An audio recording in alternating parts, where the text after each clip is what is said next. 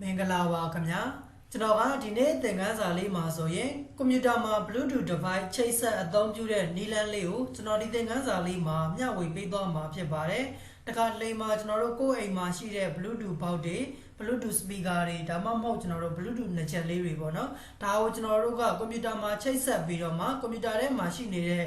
့တခြင်းတွေဖွင့်ကျင်တဲ့အခါမျိုးတွေတခြင်းတွေကျွန်တော်တို့နှစ်ချက်လေးချိတ်ပြီးတော့နားထောင်ကျင်တဲ့အခါမျိုးမှာဆိုရင်ကိုယ့်ရှိမှာရှိတဲ့ Bluetooth နှစ်ချက်လေးတွေ Bluetooth ဘောက်တွေနဲ့ကျွန်တော်တို့တွဲပြီးတော့မှအသုံးပြုလို့ရပါတယ်အဲ့တော့ချိတ်ဆက်ပုံချိတ်ဆက်နည်းလမ်းလေးတွေကိုတော့ကျွန်တော်ဒီသင်ခန်းစာလေးမှာမျှဝေပေးသွားမှာဖြစ်ပါတယ်အဲ့တော့အခုလက်ရှိတော့ကျွန်တော်ရှိမှာရှိနေတဲ့ Bluetooth နှစ်ချက်လေးနဲ့ချိတ်ပြပေးမယ်ပေါ့နော်အဲ့တော့အခုလက်ရှိကျွန်တော်ချိတ်ပြပေးမယ်Bluetooth နှစ်ချက်လေးကဒီရဲ့ Bluetooth နှစ်ချက်လေးဖြစ်ပါတယ်အခုဒီရဲ့ Bluetooth နှစ်ချက်လေးကိုကျွန်တော်တို့ကဖွင့်ပြီးတော့မှကွန်ပျူတာရဲ့ကျွန်တော်တို့ကွန်ပျူတာမှာပါရှိတဲ့သချင်းတွေဖွင့်ပြီးတော့မှကျွန်တော်တို့ဒီရဲ့နှစ်ချက်လေးနဲ့နားထောင်ဖို့ရအတွက် Bluetooth device ဖြစ်တဲ့အတွက် Bluetooth ချိတ်ဆက်ပြီးအသုံးပြုရမှာပါအဲ့တော့ကျွန်တော်တို့ဒီနှစ်ချက်လေးကိုကျွန်တော်တို့တစ်ချက်ဖွင့်လိုက်ပါမယ်အဲ့တော့တကယ်လို့ကိုကဒီနှစ်ချက်နဲ့ကျွန်တော်တို့မဟုတ်ဘူးကိုယ့်အိမ်မှာရှိနေတဲ့ Bluetooth ဘောက်တွေနဲ့တချင်းတွေတွဲပြီးတော့ဖွင့်ကျင်တယ်ဆိုရင်လည်းကျွန်တော်တို့ကိုယ့်အိမ်မှာရှိနေတဲ့ Bluetooth ဘောက်လေးကိုကျွန်တော်တို့ဖွင့်ထားပါတော့အဲ့တော့အခုဒီမှာတော့ကျွန်တော်ကနှစ်ချက်လေးတစ်ချက်ဖွင့်ထားလိုက်ပါတယ်အဲ့တော့နှစ်ချက်ဖွင့်ပြီးသွားပြီဆိုရင်ကွန်ပျူတာနဲ့ချိတ်ဆက်ပြီးတော့မှအသုံးပြုဖို့ရာအတွက်ကျွန်တော်တို့ကွန်ပျူတာရဲ့ညာဘက်အောက်ခြေထောင်သားလေးမှာကျွန်တော်တို့ဒီမှာ F arrow key ပုံစံလေးရှိပါတယ်သူထဲကိုဝင်လိုက်လို့ဆိုရင်ကျွန်တော်တို့ဒီမှာ Bluetooth device ပုံစံလေးကျွန်တော်တို့တွေ့ရပါလိမ့်မယ်တကယ်လို့ဒီနေရာလေးမှာကျွန်တော်တို့ဝင်ကြည့်လိုက်လို့ Bluetooth device ပုံစံလေးကျွန်တော်တို့မတွေ့ဘူးဆိုရင်ကျွန်တော်တို့ search bar လေးမှာ Bluetooth ဆိုပြီးတော့ရိုက်ရှာပေးရပါမယ် BLUE Bluetooth other device ဆိုတဲ့အထဲကိုကျွန်တော်တို့ဝင်ပေးရမှာဖြစ်ပါတယ်အဲ့တော့အခုဒီမှာတော့ကျွန်တော်ကအလွယ်တကူပဲဒီရဲ့နေရာလေးကနေပြီးတော့မှ Bluetooth device ဆိုတဲ့အထဲကိုကျွန်တော်ဝင်လိုက်ပါတယ်ပြီးရင်တော့အခုမှကျွန်တော်တို့က Bluetooth ဘောက်တွေ Bluetooth နှစ်ချက်တွေကိုစပြီးတော့ချိတ်ချင်တာဖြစ်တဲ့အတွက်Bluetooth device ဆိုတဲ့အထဲကိုကျွန်တော်တို့ဝင်ပေးရပါတယ်ဝင်လိုက်လို့ဆိုရင်တော့ကျွန်တော်တို့ဒီမှာ Bluetooth and other device ဆိုတဲ့နေရာလေးကိုရောက်ရှိလာမှာဖြစ်ပါတယ်အဲ့တော့ဒီနေရာလေးမှာကျွန်တော်တို့ကအခုမှစပြီးတော့ Bluetooth device ကိုစပြီးတော့ချိတ်ဆက်အသုံးပြုမှာဖြစ်တဲ့အတွက် Bluetooth or other device ဆိုတာလေးကိုနှိပ်ပေးရပါတယ်နှိပ်လိုက်တာနဲ့တပြိုင်တည်းdevice ဆိုတဲ့ဒီပေါက်လေးကျလာပါတယ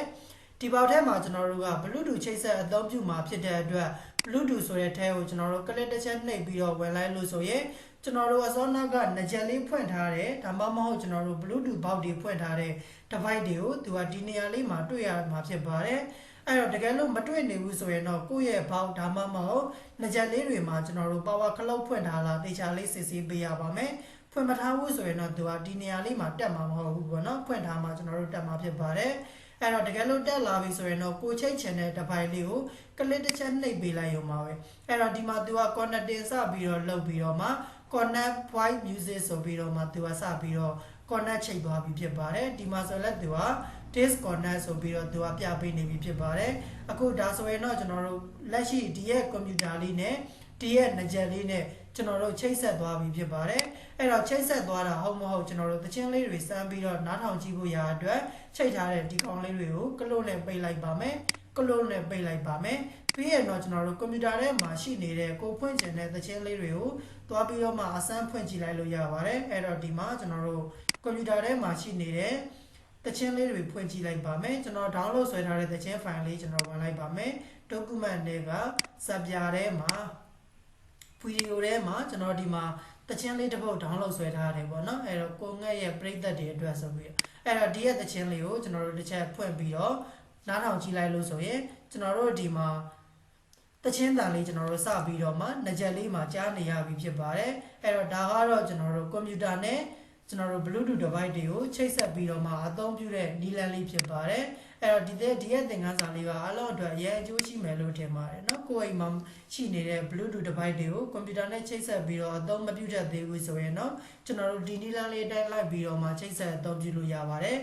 ်တခါလေကြာရင်ကျွန်တော်တို့ Bluetooth device တွေချိတ်တဲ့အခါမှာချိတ်လို့မရတဲ့ပြဿနာတွေလည်းကြုံတွေ့ရပါတယ်ဒီလိုမျိုးကျွန်တော်တို့ချိတ်လို့မရတဲ့အခါမှာကျွန်တော်တို့ဘာကြောင့်ချိတ်လို့မရနေရလဲဆိုရင် Bluetooth device တွေကိုအလုံးလုံးဆောင်ပေးနိုင်တဲ့ Bluetooth driver လေးက update မဖြစ်နေရင်လည်းကျွန်တော်တို့ Bluetooth device တွေချိတ်လို့မရတဲ့ error တွေတက်ပါတယ်ဒီလိုမျိုးကျွန်တော်တို့ကကိုယ်တိုင်လေ့ကျင့်ရင်းနဲ့ Bluetooth device တွေချိတ်လို့မရတဲ့ error တွေတက်နေတယ်ဆိုရင်ကျွန်တော်တို့ computer ရဲ့ device manager ဆိုတဲ့ထဲကိုဝင်ပေးရမှာဖြစ်ပါတယ် အဲ့တော့ device manager ကိုဝင်ဖို့တရားအတွက်အလွယ်တကူပဲ keyboard ကနေပြီးတော့ Windows logo နဲ့ R နဲ့ကိုတွဲပြီးတော့နှိပ်လိုက်ပါတယ်ဒီနေရာလေးမှာကျွန်တော်တို့ dev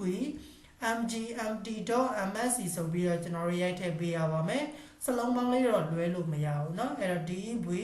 mgmt.msc ဆိုပြီးတော့ရိုက်ထည့်ပေးရမယ်ကျွန်တော်ဒီမှာမြင်ကွင်းလေးတစ်ချက်စွန်းဆွဲပြပေးပါမယ်အဲ့တော့ဒီမှာเนาะ dev mgmt.msc ဆိုပြီးတော့ကျွန်တော်တို့ရိုက်ထည့်ပေးမယ်ပြီးရင်တော့ကျွန်တော်တို့ okay လေးနှိပ်ပေးရပါမယ် okay နဲ့လိုက်တာနဲ့တပြိုင်နက်ကျွန်တော်တို့ device manager ဆိုတဲ့အထဲကိုရောက်ရှိသွားပါလိမ့်မယ်ဒီရဲ့ device manager ဆိုတာကတော့ computer မှာတက်ဆင်ထားတဲ့ hardware device တွေအားလုံးကိုစုစည်းပြီးတော့မှမြင်တွေ့ရတဲ့နေရာလေးဖြစ်ပါတယ်အဲ့တော့ဒီနေရာမှာကိုက bluetooth device ချိတ်လို့မရတာဖြစ်တဲ့အတွက် bluetooth ဆိုတဲ့အထဲကိုကျွန်တော်တို့ဝင်ပေးရပါမယ် bluetooth ဘေးကညားလေးကိုကျွန်တော်တို့တစ်ချက်နှိပ်လိုက်တယ်ဆိုရင်တော့ကျွန်တော်တို့ computer မှာချိတ်ဆက်ထားတဲ့ bluetooth နဲ့ချိတ်ထားတဲ့ device တွေအားလုံးသူကဒီနေရာမှာပေါ်ပြပေးနေပါလိမ့်မယ်ဒီနေရာမှာတော့ကျွန်တော်တို့ computer တစ်လုံးနဲ့တစ်လုံးဒီနေရာလေးမှာရှိတဲ့ဟာလေးတွေကတော့ကျွန်တော်တို့တူမှာမဟုတ်ဘူးပေါ့နော်အဲ့တော့အပေါ်ဆုံးမှာရှိနေတဲ့ bluetooth device လေးကကျွန်တော်တို့ဒီရဲ့ driver လေးက update မဖြစ်နေတဲ့အတွက်